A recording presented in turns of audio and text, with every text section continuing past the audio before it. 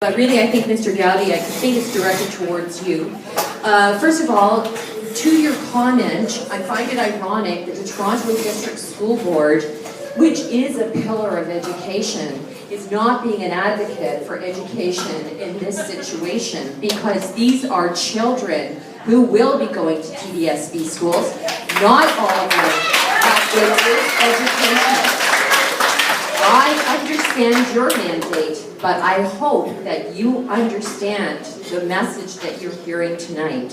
So my specific question, I guess, for you, Mr. Gowdy, is, given the $3.3 billion deficit that the TDSB, Toronto District School Board, has, why is Silver Creek, and to that point, McNichol, why are those families being disrupted, and why are these kids being made targets for this action? We've heard before that they weren't on the list. We know that. Now they've jumped into the first 5 of the list.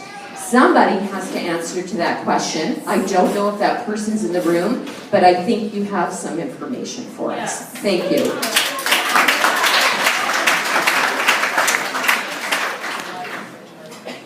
So I think you've heard that we've had a capital plan.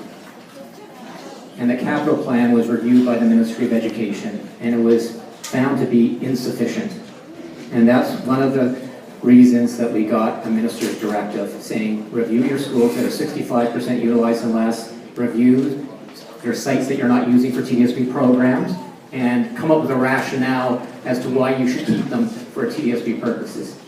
In response to that directive, we revised our capital plan. We identified groups of schools to review for closure. We identified 21 sites that are not used by the TDSB for potential sale. That is where Silver Creek and McNichol came from. It came from that directive, the need to have an enhanced capital plan to show that we were generating more revenue. We submitted that to the province in February of 2015. The response back that we got from the Minister of Education is that we're on the right track and they're not going to put us under supervision. How did Silver Creek and McNichol end up on the list? It's because both sites we don't need for TDSB purposes. We recognize that they're serving a value purpose. Right. Did you hear us? And we've heard you.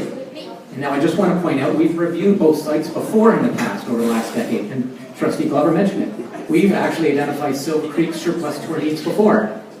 Because when we do our planning for TDSB kids, we can't come up with a rationale for keeping it. And the same with McNichol. We've reviewed that area in the past. We've declared it surplus for sale before. So we can't come up with a rationale for keeping it for TDSB purposes. There's a strong rationale for keeping it for the preschool and the Etobicoke Children's Center, which they're not part of the mandate of the TDSB. So why are they in the first 5 that we're reviewing? We're reviewing all 21. We're also reviewing clusters of schools for closure. We can't logistically do them with all in the same year, so we have to chunk them out. Sites that require a lot more analysis, we're delaying them because we need time to do the analysis. Silver Creek and McNichol, we've already studied. We've already reported to the board in the past that we don't need it for TDSB purposes. We didn't need to do any further investigation on Silver Creek and McNichol because we already have a student accommodation plan for this area and we don't need Silver Creek for a TDSB public school. So that's why they're on the first 5. By no means are properties spared because they're later on. All 21 will be reviewed. On top of that, we're reviewing clusters of schools for closure. At the same time as we're reporting out on these properties in June 22nd, we're also recommending 2 high schools to close. Nelson A. Boylan Collegiate, proposing that for sale, and Sir Robert Warren Business and Technical Institute for sale. Okay, I need to give